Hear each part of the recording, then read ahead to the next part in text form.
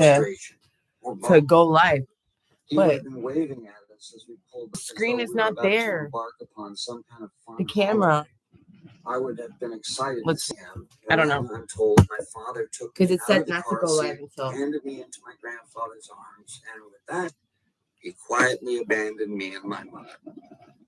Then, Mom finally got out of the car too, and me and my mom and my grandfather stood listening to the waters hurtle over the falls and roar into the Niagara Gorge, and watched as my father sped away forever. Seems we weren't going to live together. Hi guys, I don't know if this camera is working, but if you're there and you can see me, what's up? We're painting some ornaments today. Let me give you a better view, and we're listening to an audiobook for this morning's show. Come on, little chum, Grandpa would have said. Let's go find Nanny. She's made your favorite biscotti for dinner. This couple cameras. Every parent goes off to work, and they always come back. That's just the normal way of things. Not to worry. Nothing that would bring on a colic attack or addiction or a lifetime of feeling abandoned. Can you get out? Or that I'm not enough, or a continual lack of comfort, or a desperate need for love, or that I didn't matter. My father sped away to God knows where. He didn't come back from work that first day, nor the second. I was hoping he'd be home after 3 days, and then maybe a week, then maybe a month. But after about 6 weeks, I stopped hoping. I was too young to understand where California was or what it meant to go follow his dreams in being an actor. What the fuck is an actor? And where the fuck is my dad? My dad, who later in life became a wonderful father, was leaving his baby alone with a 21-year-old woman who he knew was way too young to parent a child of her own. My mother is wonderful and emotional, and she was just too young. She, like me, had been abandoned too. Right there in the parking lot of the border crossing between the United States and Canada. My mother had gotten pregnant with me when she was 20 years old, and by the time she was 21 and a new mother, she was single. If I'd had a baby at 21, I would have tried to drink it. She did her best, and that says a lot about her. But still, she simply wasn't ready for the responsibility. And I wasn't ready to deal with anything, being just born and all. Mom and I were abandoned, in fact, before we'd even gotten to know each other. With Dad gone, I quickly understood that I had a role to play at home. My job was to entertain, to cajole, to delight, to make others laugh, to soothe, to please, to be the fool to the entire court. Even when I lost an entire part of my body. Actually, especially then. The phenobarbital behind me, its use faded like memories of my father's face. I plowed on full pelt into toddlerdom, in which I learned how to be a caretaker. When I was in kindergarten, some dim kid slammed a door on my hand, and after the great sparkles of blood stopped arcing up like fireworks, someone thought to bandage me up and take me to the hospital. There, it was clear that I had, in fact, lost the tip of my middle finger. My mother was called and sped to the hospital. She came in sobbing, understandably, and found me standing on a gurney with a gigantic bandage on my hand. Before she could say anything, I said, "You don't need to cry." I didn't cry. There I was already, the performer, the people pleaser. Who knows, maybe I even did a little Chandler Bing startled double take just to land the line. Even at 3 years old, I learned I'd have to be the man of the house. I had to take care of my mother, even though my finger had just been sliced off. I guess I learned at 30 days old that if I cried, I'd get knocked out, so I better not cry. Or I knew I had to make sure everyone, including my mother, felt safe and okay. Or it was just a great line for a toddler to say standing on a gurney like a boss. Not that much has changed. If you give me all the OxyContin I can stand, I feel taken care of. And when I'm taken care of, I can take care of everyone else and look outward and be in service to someone. But without medication, I feel that I would just sputter away into a sea of nothingness. This, of course, means it's pretty much impossible for me to be useful or in service in a relationship because I'm just trying to get to the next minute, next hour, next day. There's that dis-ease of fear, the licorice of inadequacy. A touch of this drug, a drop of that, I'm okay. You don't taste anything when you're jacked on something. Back in the days before 9/11, kids and curious adults on planes would sometimes be allowed up to the cockpit to have a look around. When I was about 9, I was brought up to the cockpit and was so mesmerized by the buttons and the captain and all the information that I forgot to put my hand in my pocket for the first time in 6 years. I had never showed it. I was so ashamed. But the pilot noticed and said, "Let me see your hand." Embarrassed, I showed him. Then he said, "Here, take a look." Turns out he was missing the exact same bit of his middle finger on his right hand. Here was this man captaining the whole plane and knowing what all of those buttons did and understanding all the captivating information in the cockpit. And he was missing part of his finger too.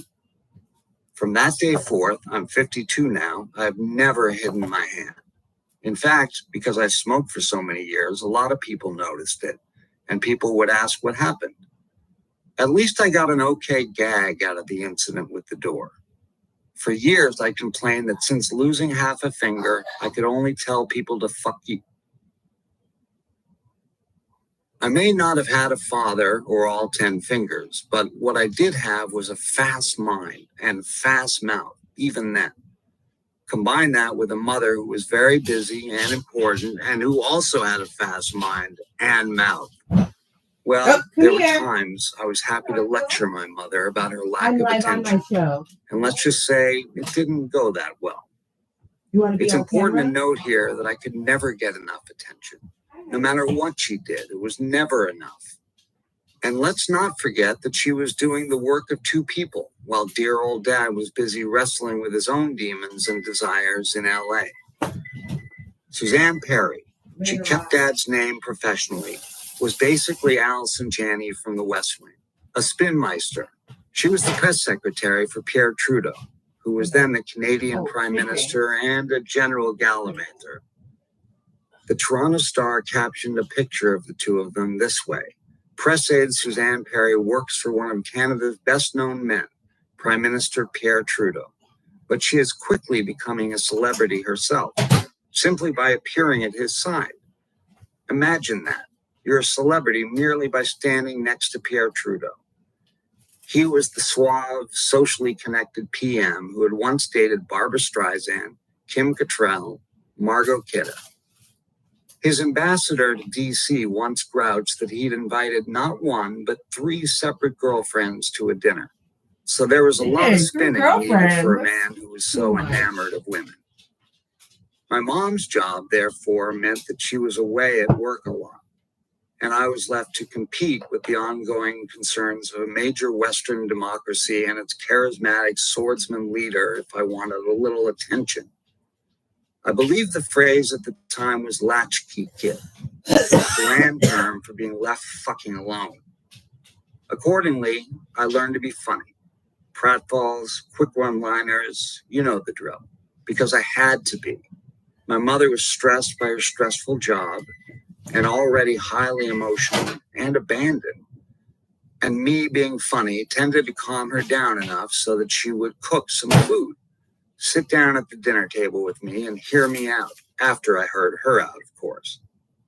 But I'm not blaming her for working. Someone had to bring home the bacon. It just meant I spent a great deal of time alone.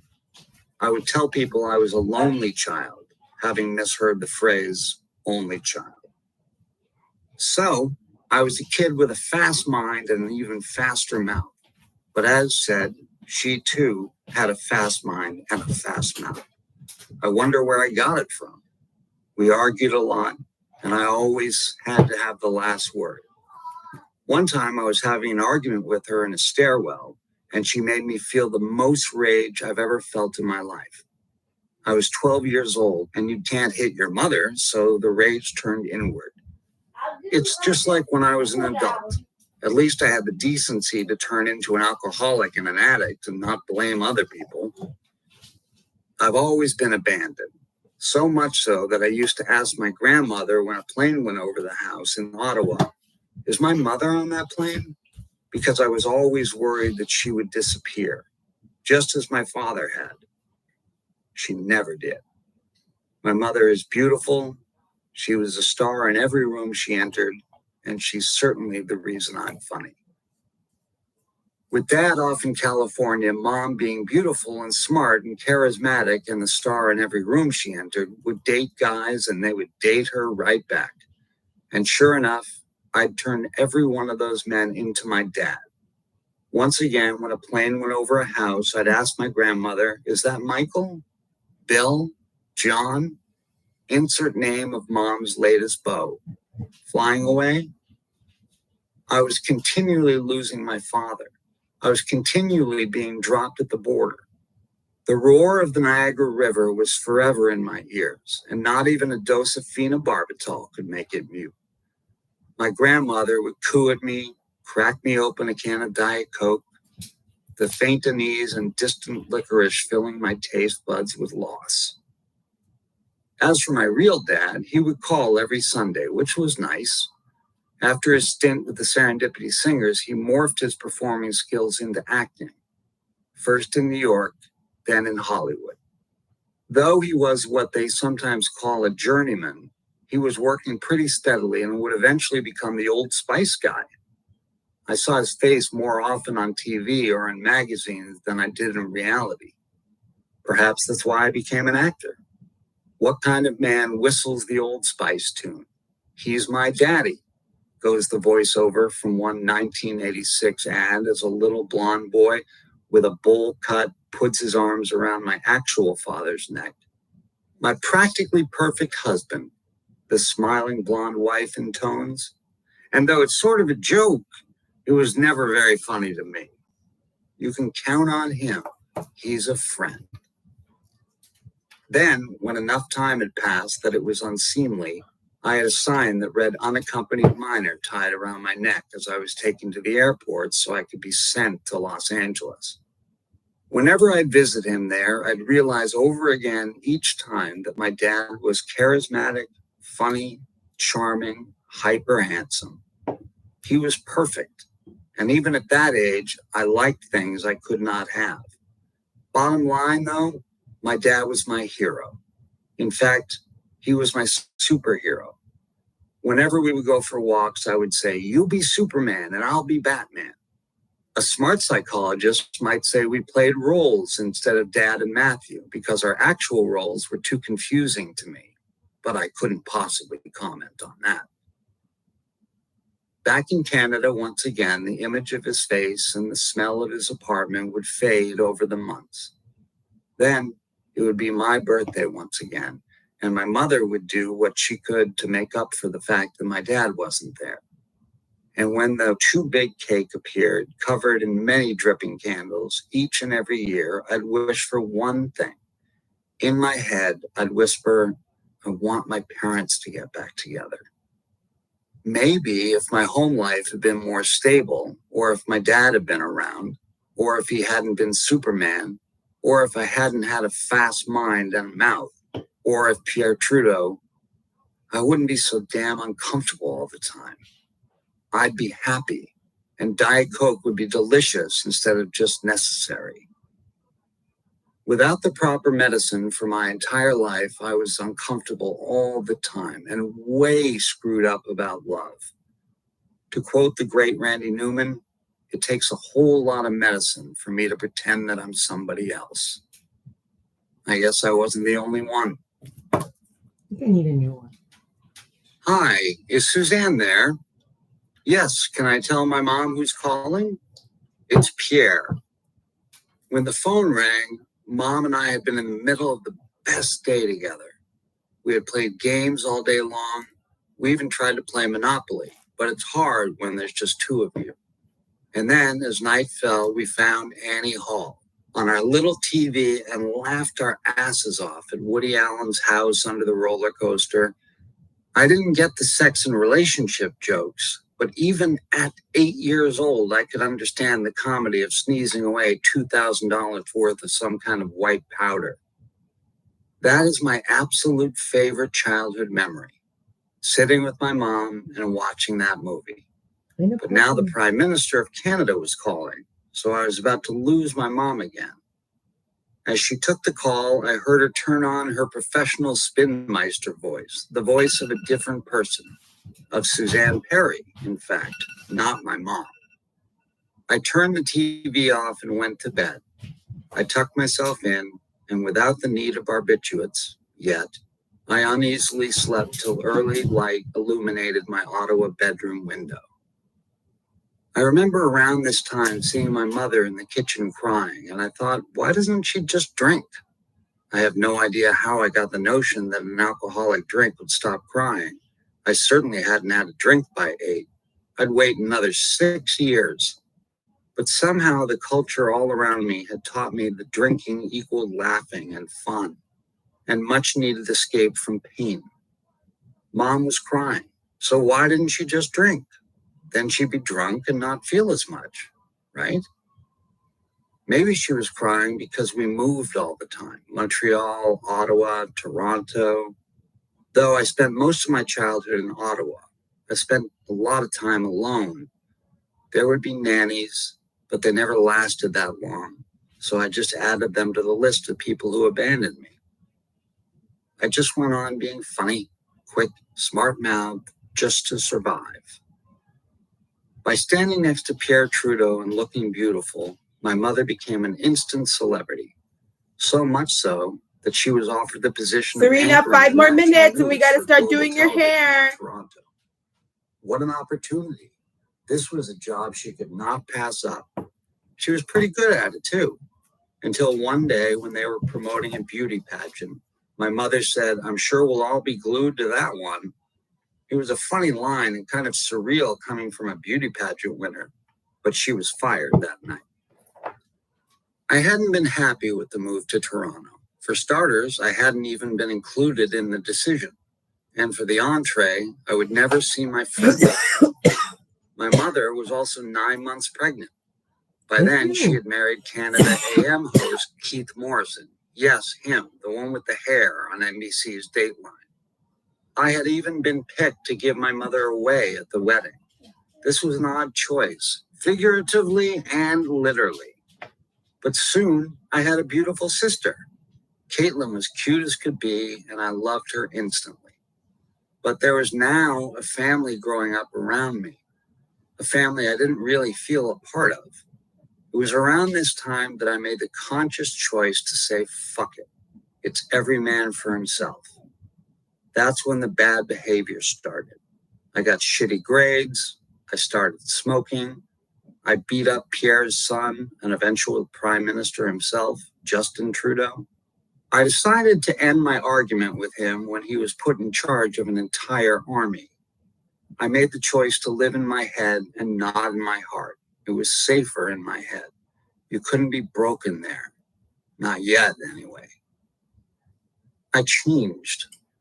The fast mouth appeared, and no one would ever get near my heart. No one. I was 10 years old. By 7th grade, we were back in Ottawa where we belonged. I was beginning to see the power of making people laugh. At Ashbury College, my all-boys secondary school in Ottawa, in between being the class cut-up, I somehow managed to land the role of Rackham, the fastest gun in the West, in a play called The Death and Life of Sneaky Fitch, put on by the school's drama teacher, Greg Simpson. It was a big part, and I just loved it. Making people laugh felt like everything. The ripple that turns into a wave, all those parents pretending to be interested in their kids' exploits until wham, that Perry kid actually made people laugh. Of all the drugs, that one is still the most effective, at least when it comes to giving me joy. Being the star of The Death and Life of Sneaky Fitch was especially important because it gave me something to excel in. I deeply cared what strangers thought of me. Still do. In fact, it's one of the key threads in my life. I remember begging my mom to paint the backyard blue so people flying in planes overhead, looking down at our yard, would think that we had a swimming pool. Maybe there was some unaccompanied minor up there who could look down and be comforted by it. Even though I was now a big brother, I was also a bad kid. Relax, Rocco. Relax. All It's the okay. closets before Christmas to see what my presents were. I was also stealing money, smoking more and more, and getting worse and worse grades. At one point, the teacher put my desk facing the wall at the back of the classroom because I talked so much and spent all of my time trying to make people laugh. One teacher, Dr. Webb, said, "If you don't change the way you are, you'll never amount to anything." Should I admit that when I got the cover of People magazine, I had a copy of it sent to Dr. Webb with a note that said, "I guess you were wrong"? No, that would be crass. I did. Making up for my shitty grades was the fact that I was the lead in every play and a nationally ranked tennis player. My grandfather started teaching me how to play tennis when I was 4. And by the time I was 8, I knew I could beat him, but I waited until I was 10. I would play for 8 to 10 hours every day, spend hours hitting at a backboard too, pretending I was Jimmy Connors. I would play games and sets, every shot of mine Connors, every return of the backboard, John McEnroe. I hit the ball ahead of my body. I would sweep with my strings. I'd put the racket behind me as though I was placing it in a backpack. I figured it was only a matter of time before I'd be walking out at Wimbledon, nodding sweetly and modestly at the adoring fans, limbering up before going to 5 sets against McEnroe, waiting patiently while he berated some stuffy British umpire before nailing a cross-court backhand passing shot to win the tournament. Then I'd kiss the golden trophy and sip a glass of Robinson's barley water, a drink so far from Dr. Pepper I would actually love it. Surely I'd get my mother's attention then. The 1982 Wimbledon final, where Jimmy Connors narrowly beat heavily favored John McEnroe, was my favorite match of all time. Jimmy graced the cover of Sports Illustrated after his victory, and it's framed and has hung on my wall to this day. I was him, or he was me. Either way, on that day, both of us won. For actual matches in the real world, I played at Rockcliffe Lawn Tennis Club in Ottawa. You had to wear all whites at the club. At one point, there was a sign out front of the club that read "whites only," until somebody thought that might give the wrong impression. The sign was quickly changed to "white dress only," and everyone moved on. There were 8 courts, mostly peopled by seniors, and I would spend all day waiting in the clubhouse in case somebody didn't show up and a 4th was needed and I could step in.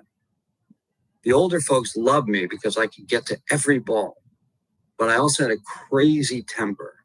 I'd throw my racket and swear and get all pissed off, and if I was losing badly, I would start sobbing. This usually preceded me coming back to win. I'd be 1 set down, 5-1 down, love 40 down, sobbing, and then I'd come back to win in 3. All along, I've been crying, but also thinking, I'm going to win. I know I'm going to win. Winning wasn't as necessary to others. By 14, I was nationally ranked in Canada, but that was also the year something else started. Serena, I had my first drink when I was 14. Come on, let's start getting ready. As I could. At this point, I was hanging out a lot with 2 brothers, Chris and Brian Murray. Somehow, since 3rd grade, we developed a way of talking that went, could it be any hotter? Or could the teacher be any meaner? Or could we be in more detention?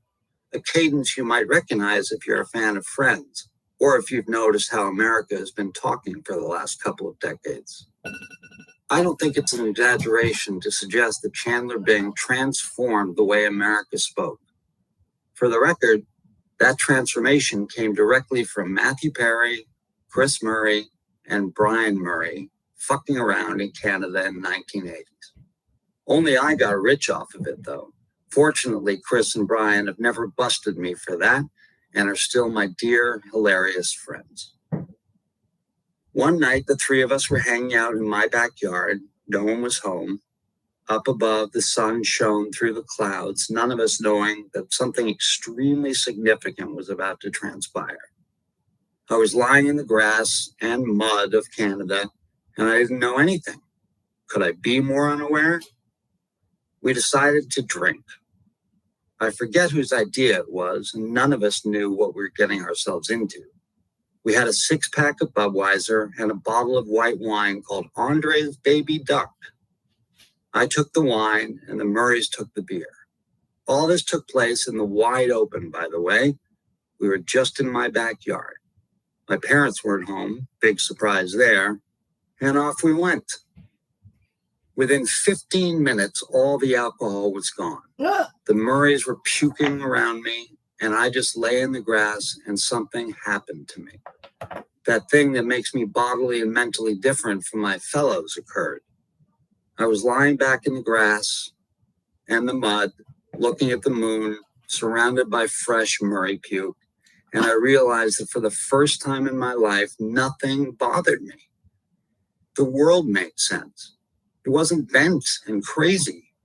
I was complete, at peace. I had never been happier than in that moment. This is the answer, I thought. This is what I've been missing. This must be how normal people feel all the time.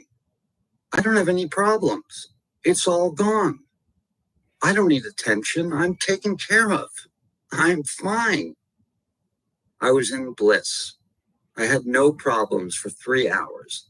I wasn't abandoned. I wasn't fighting with my mom.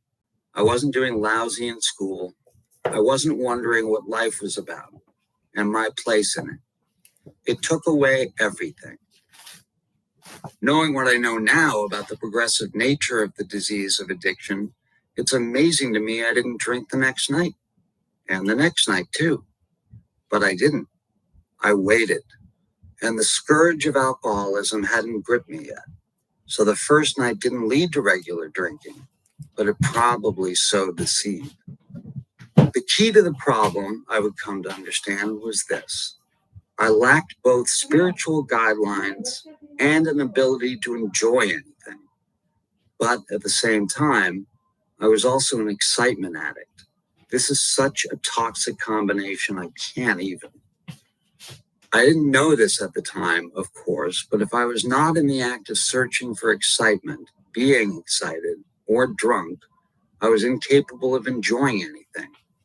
The fancy word for that is anhedonia, a word and feeling I would spend millions in therapy and treatment centers to discover and understand. Maybe that's why I won tennis matches only when I was a set down and within points of losing. Maybe that's why I did everything I did. Anhedonia, by the way, was the original working title for my favorite movie, the one my mother and I had enjoyed together, Annie Hall. Woody gets it. Woody gets me. Things at home just got worse and worse. My mom had a wonderful new family with Keith. Emily arrived and she was blonde and cute as a button. And just like Caitlin, I loved her instantly. However, I was so often on the outside looking in. Still that kid up in the clouds on a flight to somewhere else, unaccompanied. Mom and I were fighting all the time. Tennis was the only place I was happy. And even then, I was angry or sobbing, even when I won. What was a fella to do? Enter my father. I wanted to know him. It was time for a big geographic. Andrea made this. Yep, Los Angeles, and my father and a new life were calling. But I was 15, and leaving would rupture my home life and my mom's heart. But she didn't ask me if it was okay to marry Keith and move to Toronto and have 2 kids. Stockings. And in Canada, I was angry and sobbing and drinking. And me and my mom were fighting, and I wasn't a full part of the family. And I sucked at school. Going to be a Santa Claus. And who knew if I was going to have to move soon anyway. And on and on and on. And damn it, the kid wants to know his father. I decided to go. My parents had discussed it and wondered if LA would be better for my tennis career anyway. Little did I know that in Southern California, the best I'd be would be a solid club player, the standard being so much higher in a place where you can play 365 days a year, Right. as opposed to Canada when you're lucky if you get a couple of months before the permafrost shows up.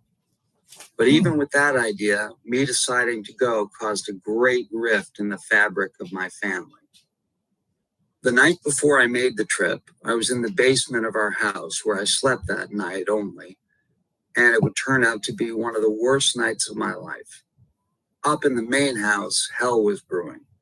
There was the banging of doors and hissed conversation and occasional shouts and pacing, and one of the kids was crying. No one could stop it.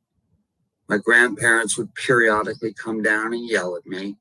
Upstairs, my mother was screaming, crying, and then all the kids were crying, and my grandparents were yelling, and the kids were yelling, and I was down there mute, abandoned, determined, terrified, unaccompanied, and scared.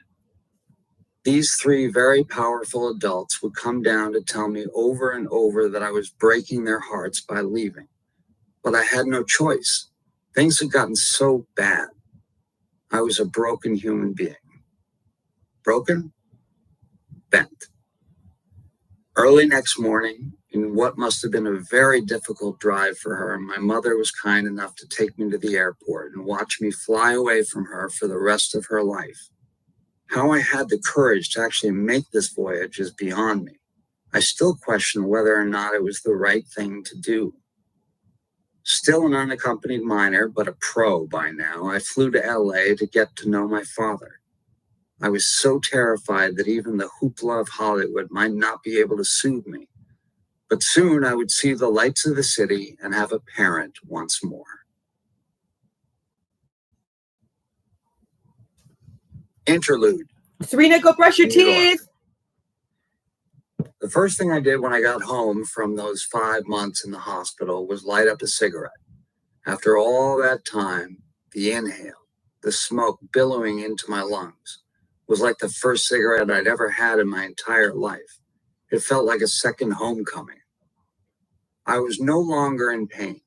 The massive surgery on my stomach had caused scar tissue, which in turn caused my stomach to feel like I was doing a sit-up at full stretch 24/7.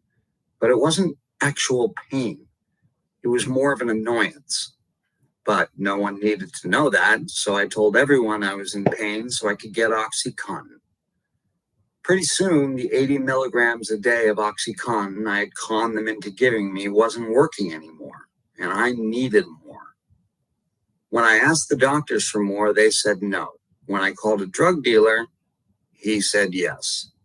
Now, all I had to do was figure out a way to get down 40 floors from my $20 million penthouse apartment without Aaron spotting me. I bought the place, I swear to God, because Bruce Wayne lived in such an apartment in the Dark Knight. Over the next month, I attempted to do this 4 times. I was caught, you guessed it, 4 times. I was horrible at it. Naturally, the call came down from above that this man needs to go to rehab again. So, after the explosion of my bowel, I've been through a first surgery and needed to wear a rather attractive colostomy bag, a look I couldn't even pull off. There was a second surgery pending to remove the bag, but in between surgeries, I was banned from smoking. Smokers tend to have much uglier scars, hence the stricture. Not to mention, I was missing my 2 front teeth.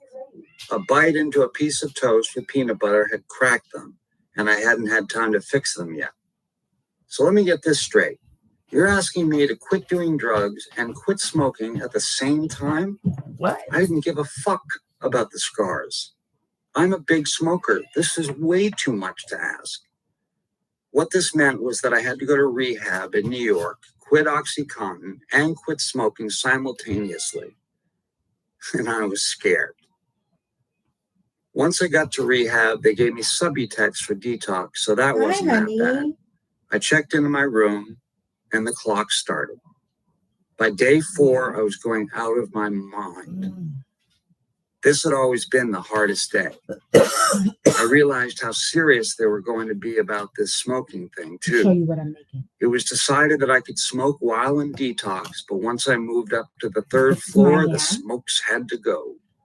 They insisted, so much so that I was locked in the building so I could not get out. I was on the 3rd floor, all around, New York purred in the distance, going about its business, living life while their favorite sarcastic sitcom star was in hell one more time.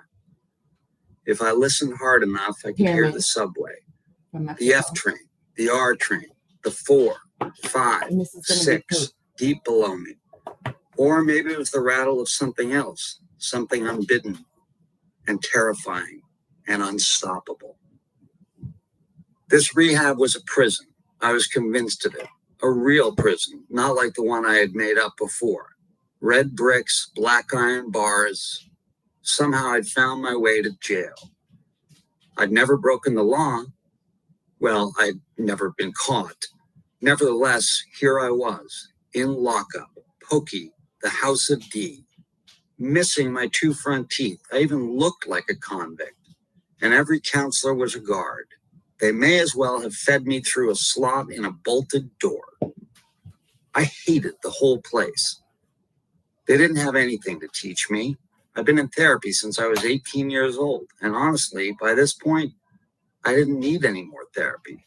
What I needed was 2 front teeth and a colostomy bag that didn't break. When I say that I woke up covered in my own shit, I'm talking 50 to 60 times. On the mornings when the bag did not break, I noticed another new phenomenon. When I woke up, I enjoyed about 30 seconds of freedom as I slowly wiped the sleep from my eyes, and then the reality of my situation would hit me. And I would just burst into tears at a rate that would even make Meryl Streep jealous. Oh, and I needed a cigarette. Did I mention that? I was sitting in my room doing God knows what on day 4 when something hit me. I don't know what. It was like something was punching me from the inside. But even though I'd been in therapy for more than 30 years and it had nothing new to teach me, I had to do something to get my mind off nicotine. So I left my cell and headed down the hallway, aimless. I had no idea what I was doing or where I was going. I think I was trying to walk outside of my own body. I knew that all the therapists were on the floor below me, but I decided to skip the elevator and make for the stairwell. I didn't really know what was happening. I can't to this day describe what was going on, except that I was in a sort of panic, confusion, a kind of fugue state. And there was the intense pain again. Not pain, but pretty close to it. Total confusion. And I wanted to smoke so badly. So I stopped in the stairwell and thought about all the years of agony and the fact that the yard never got painted blue and Pierre fucking Trudeau, and the fact that I was then and still am an unaccompanied minor.